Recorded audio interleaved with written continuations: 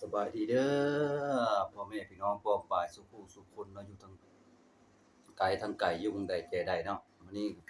มาเด้อมากินข้าวนำกันเนาะมื้อนี้เนาะพอหน้าพอตาพอหนวดพอเข้ากันคือเก่ามื้อนี้ก็ได้ลาบก้อยซอยซีนอยู่นี่แหละพี่น้องเอ้ยมาเด้อมาเด้อมาเด้อก่อนสิกินก็ขอแก้เคล็ดแก้ข้าวจักหน่อยก่อนเนาะผู้ใดมักก็ได้ผู้บ่มักก็บ่ว่ากันได้เนาะ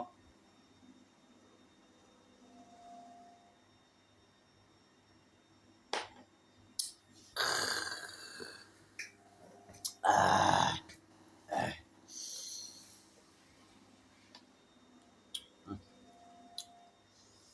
มาพี่น้องมาอืม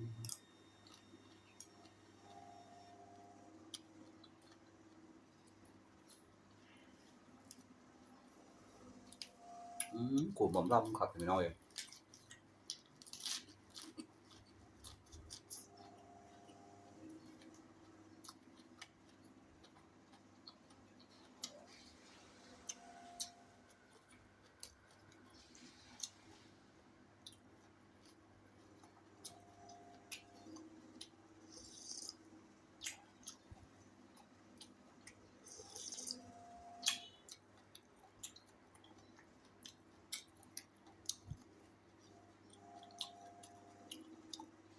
คือว่าแหละเนาะนันโดนกินเทื่อหนึ่งกินหยังก็แซ่บไปเบิดทุกสิ่งทุกอย่างพี่น้องว่าทุกซีนมันแดงคักเท่าใดแดงงามเท่าใดมาเด้อพี่น้องป้องปายเด้อ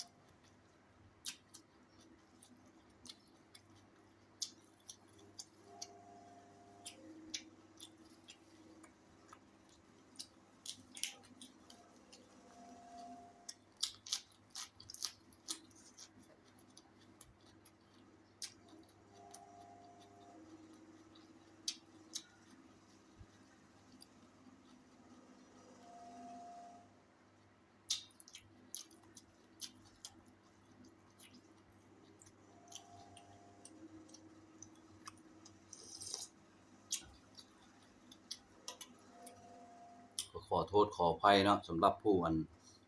บ่มักกินดิบกินแดนก็ได้เนาะอืมมันก็โทษไผบ่ได้เนาะพี่น้องเนาะมันก็ผู้มักไผมักมันเท่านั้นแหละอืมผู้มักคักผู้อยากได้ผู้บางคนก็มักกินสดบางคนก็มักลวกมักจิ้มมักจุ้มไปซั่นน่ะอืมบ่ว่ากันตัวนี้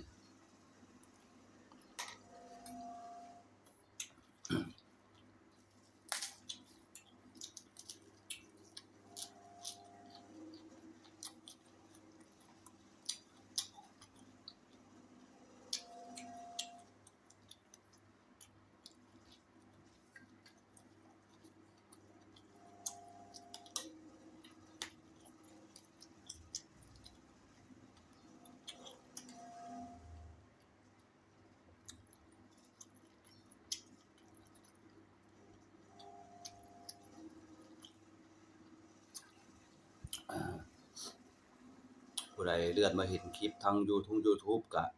ฝากเป็นกำลังกำลังใจให้เด้อพี่น้องป้องปายเด้ออยู่หม้องใดแก่ใดก็ได้เนาะอืมส่งคอมเมนต์มาแหน่เป็นกำลังใจแหน่ฝากติดตามช่องหน่อยเด้อช่องพี่น้องน้องใหม่นี่แหละฝากไว้ในอ้อมอกอ้อมใจแหน่ไผเลื่อนมาเห็นก็ได้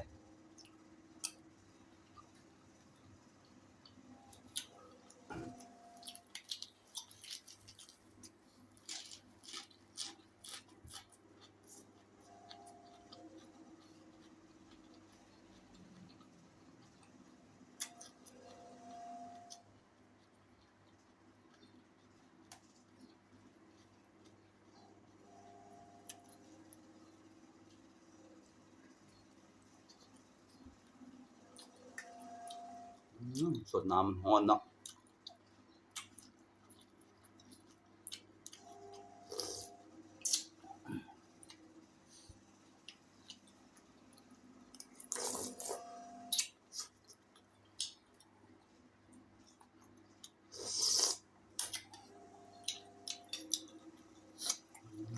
บหลายพี่น้องเอ้ย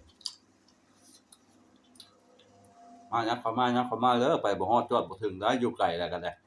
ยักเข้ามาที่จอกันเข้ามารับชมคลิปนี่บ่ได้กินนำก้อยก็มารับชมคลิปก้อยเพิ่นก็ดีมกดีใจเลยเด้อพี่น้องปองไปอืม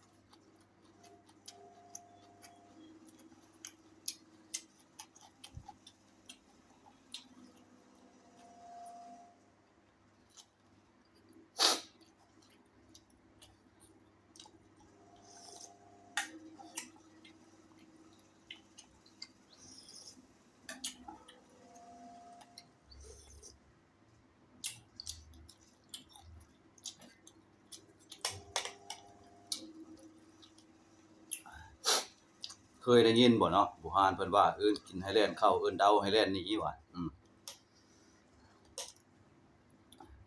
เอิ้นกินแล้วแล่นเข้าเด้อได้เอิ้นเดาแล้วจะแล่นเข้าเด้อเสียเงินเสียทองเด้อเสียพี่น้องเสียพี่เด้อว่ะ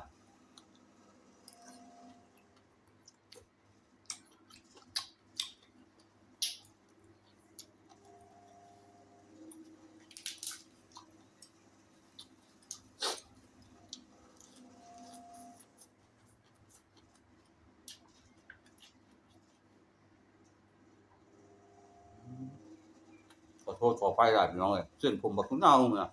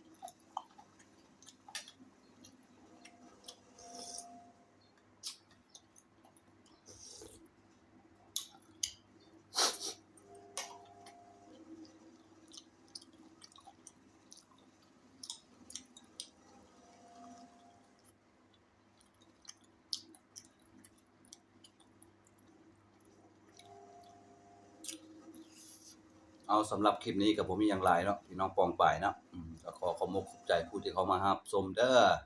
อยู่ทางไกลอยู่หม้องใดแก่ใดก็ได้เนาะฝากเป็นกำลังกำลังใจซึ่งกันและกันเด้อเนาะอืมผู้ใดเขามารับชมคลิปก็ขอให้ยืนยาวมั่นพันปีอย่าเลืองลาเด้อพี่น้องเด้อปรารถนาสิ่งใดก็ขอให้ได้สิ่งนั้นดังสมคำปรารถนาเนาะคลิปนี้ก็บ่มีหยังหลายขอกล่าวคำว่าสบายดี